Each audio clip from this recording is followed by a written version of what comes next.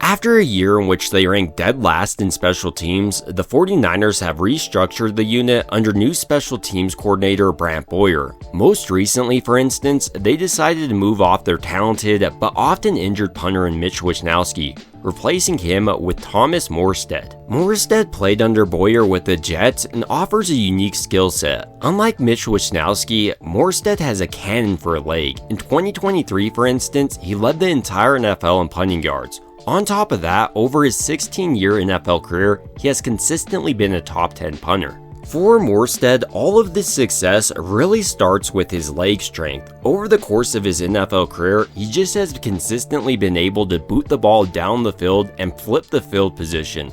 Last year, for instance, he was still able to boot the 75-yarder despite now being 39. What I really like about Morstead though is how he's able to use his power in a variety of ways. It's not like it only transitions into yards down the field, but he can also get a lot of hang time out of his balls as well as handle kickoff duties.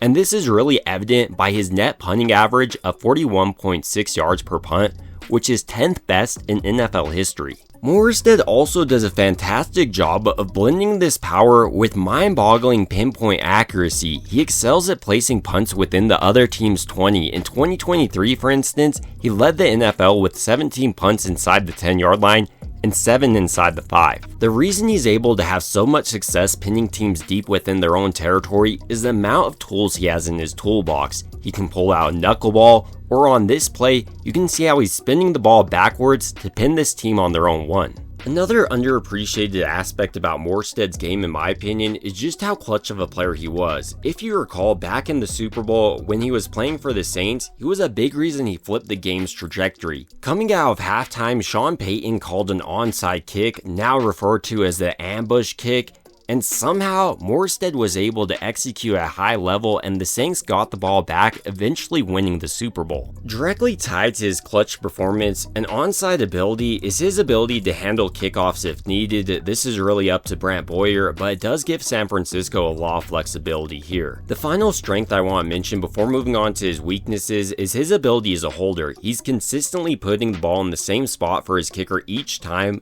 which should help Moody become more accurate this season.